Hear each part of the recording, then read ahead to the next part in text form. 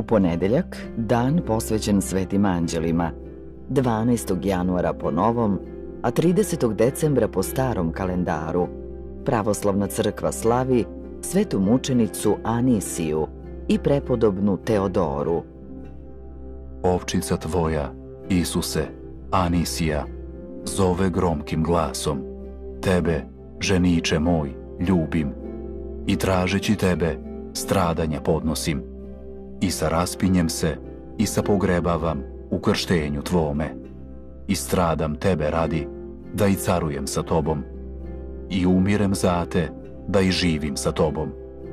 No kao žrtvu neporočnu, primi mene, koja ti se s ljubavlju žrtvujem. Njeni molitvama, kao milostiv, spasi duše naše. Sveta Anisija rođena je u Solunu, u hrišćanskoj porodici, krajem 3. veka. U roditeljskom domu je učena da bude pobožna, skromna i vredna. Obdarena razboritošću, devojčica je brzo savladala svetovne nauke i pokazivala izvanredne rezultate učenja. Takođe, Anisiju je krasila blaga narav i retka telesna lepota.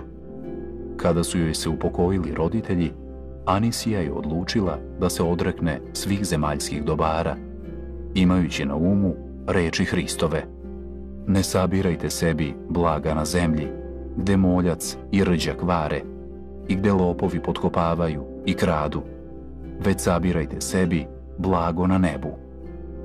Pošto je rasprodala imanje i novac razdelila siromašnima, Anisija je živela od rada svojih ruku, predajući se bogomisliju, postu i molitvi. Kada bi je san savladao, ona je govorila sebi: opasno je spavati kada neprijatelj moj bdi. U to vreme car Maksimijan izdao je proglas da svako može ubiti hrišćanina gde ga vidi i sretne, bez suda i osude. Tako jednom, kada su neznabošci slavili praznik sunca, Anisiju srete vojnik na ulici i upita je kako se zove i gde ide.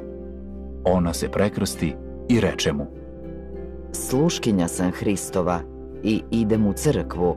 Tada drski vojnik htede na silu da je uvede u neznabožački hram, ne bi li je primorao da se pokloni lažnim bogovima. No, ona ga odgurnu. Vojnik izvadi mač svoj i njim usmrti svetu Anisiju 298. godine gospodnje. Njeno sveto telo hrišćani su česno sahranili, a nad grobom ove mučenice podignuta je crkva u gradu Solunu. Početkom 21. veka mošti svete Anisije donesene su u hram svetog Dimitrija u Solunu, gde počivaju i danas.